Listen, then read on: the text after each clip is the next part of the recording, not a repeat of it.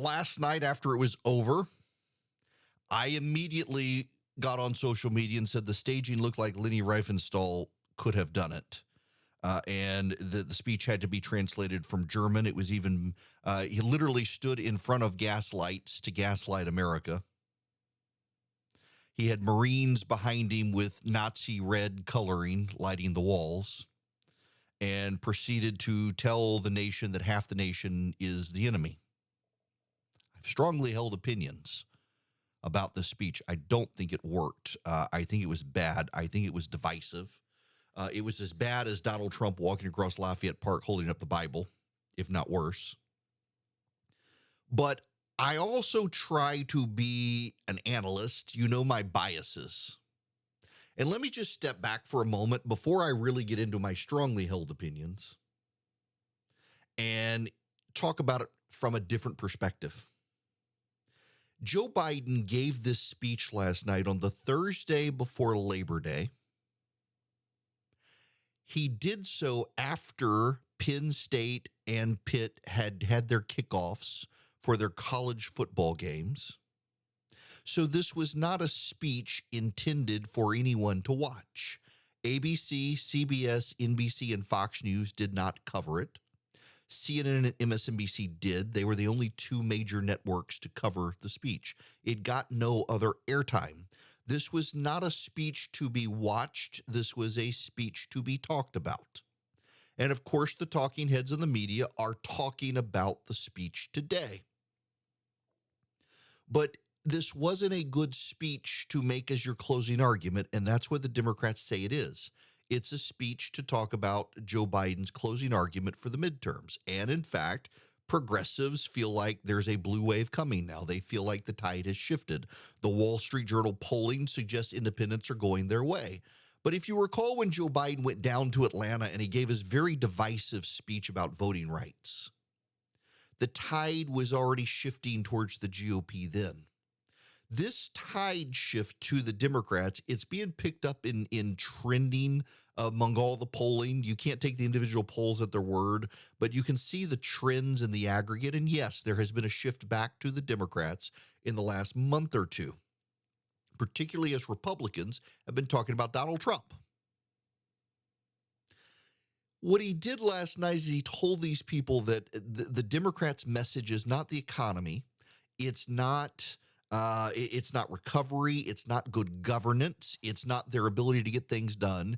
It's that 30% of the country is irreconcilable with the country and they must be marginalized.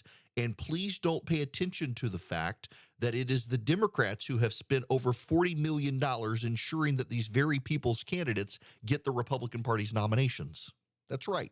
The Democrats have spent over $40 million to make sure these MAGA Republicans win Republican nominations, and Joe Biden took to the stage in Philadelphia to attack them and say they are a threat to democracy. If they are such a threat to democracy, why are the Democrats funding them? Is it because you think they can be beaten? Do you really want to take that risk by further legitimizing them?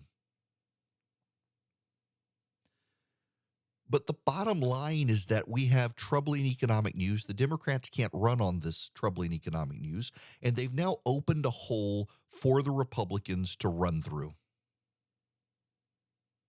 and make it about the economy and education and crime and the border, inflation.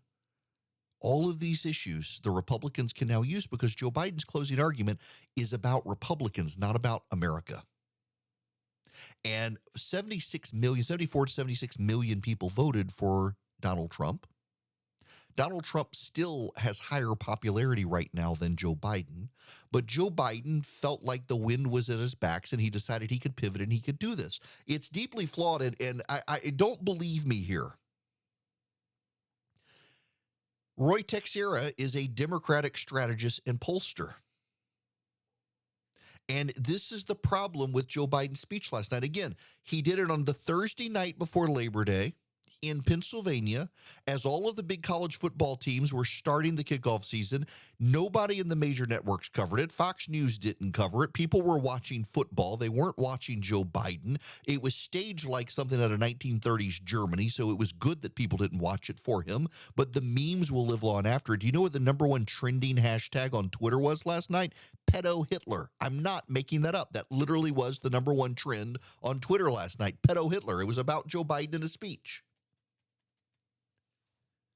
And so he stages it this way at a time no one's going to watch it because he wants it to be talked about. He doesn't actually want it to be seen. And the reason he wants it to be talked about is because he wants it to mobilize the Democratic base, because the Democrats have bought into this mythology that they can mobilize their base. It's larger than the Republican base, and they can win based on base mobilization. Roy Texera is this Democratic strategist, and he's written about this. He says it's a mythology. The giant hole the Democrats are now in is hard to deny.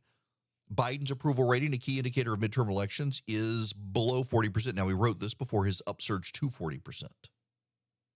Republicans are ahead in the generic congressional ballot, which is still true, which typically underestimates their chances and argues for a big election for them. Democrats' approach to digging out of this hole relies heavily on turnout. Either implicitly or explicitly, Democrats think issues like abortion, guns, MAGA Republicans, and January 6th mostly are ways of mobilizing their base to turn out at higher levels in the current dismal political environment. For in a typical example, Robert Kuttner, in an article, Democracy Summer in the American Prospect, stated, the survival of Democrats in 2020 will depend heavily on turnout. Though Donald Trump will not be on the ballot, he will be our not-so-secret weapon. America today has fewer swing voters, but dozens of swing districts where turnout will determine the winner. If Democrat voters turn out, Democrats win. There are, however, a number of reasons why this turnout fix is highly unlikely to work and, in fact, borders on the delusional. First, some simple math. When Democrats persuade a voter to switch sides, that nets 2 votes for the Democrats, 1 less for the Republicans. When Democrats turn out 1 more voter to vote Democrat, that is, of course, a net of 1. But it's really worse than that. Typically, Democrats think of increased base turnout in terms of turning out more voters from various pro-democratic demographic groups. Young people, black voters, Hispanic voters, college-educated whites, whatever. But not all the voters in these groups favor the Democrats, so mobilization of more voters from a given group may well net less than 1 vote per additional voter. For example, looking at congressional ballot preferences, Democrats may only net a third of the vote for every Hispanic voter or young voter, 0.6 of a vote for every additional black voter, and just 1/6 of a vote for every additional college-educated white voter. The math looks even more unfavorable when the following is considered. Democrats tend to assume that non-voters from a given demographic are the same politically as voters from the same group, except they don't vote. But a mountain of political science evidence shows that's not so. Non-voters controlling for demographics tend to be less ideological, and very importantly, if they do vote, tend to swing in a direction of the prevailing political environment, which of course is terrible for Democrats and likely to be so on Election Day. That means the yield for the Democrats from higher turnout could be even less than the data above indicates. This is their own strategist, highly respected by Democrats. And the Democratic Party believed the talking point. Right now, in the Real Clear Politics polling average, the Democrats have taken the lead for the first time since November of 2021. It's a 0.1% lead. Typically at this time of year, it's what we see. The Democrats, however, believe that the wind is at their backs now. They believe that suddenly they've turned a corner, that they have alienated people. But what have the Democrats talked about for the last month? What have they talked about?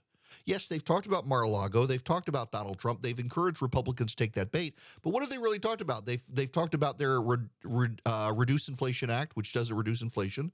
They've talked about the college loan bailout. They've talked about Democrats are able to get things done. They've talked about Democrats have a path forward on the economy. They've talked about their agenda. Now the Democrats are the ones back to talking about MAGA Republicans, 30% of the country, whose campaigns they funded. This seems to me to be a political mistake for the White House to have done this. And by the way, a lot of Democratic strategists behind the scenes this morning agree with me. If you know where to look, you can see their passive-aggressive tweets. And these are some of the top strategists of the Democratic Party. On top of that, many of them aren't happy with the student loan bailout last week, which hasn't quite registered in the polling yet. So the Democrats took what felt like the wind at their backs by the seasonal polling momentum shift in their favor that happens every election season. They interpreted it as we've turned the corner, the blue wave is building, and now they've doubled down on an attack on half the country as racist, bigots, dangerous for democracy, while the memories of Democrats rioting in the streets over Trump and burning down Kenosha, Wisconsin are still in a lot of people's minds. And Biden decided to time his speech for the night college football kicked off 2 days before the Labor Day weekend, when none of the networks would cover it. That doesn't seem smart to me. I'll tell you what this seems like to me. When we come back, I'll tell you what I really think about it. I'm just analyzing the politics now. But there's a dangerous trend in the Democratic Party right now where progressives on Twitter rule the roost. They become really fixated on what progressives on Twitter think. They really want to win the daily battle on Twitter. They've embraced this idea of the dark Brandon meme. It actually originated from Chinese propaganda sources. Democrats picked it up to turn Let's Go Brandon on its head. Joe Biden is dark Brandon, and he's going to be ruthless against the Republicans and wage war against the GOP, and it's awesome. And it looks like they embraced this dark Brandon meme, including with the staging, with the red lights and the Marines and all behind him, and that they're going to proceed in this way forward because the progressives are more interested in winning the Twitter fight than winning the votes of people, because they've decided winning the Twitter fight will win them the votes, except that's what cost Hillary Clinton 2016, and that's what cost Kamala Harris 2020, and that's what cost Elizabeth Warren 2020. They were so fixated on winning the daily fights on Twitter, they themselves are the ones who got distracted. And that seems like that's what's happening here.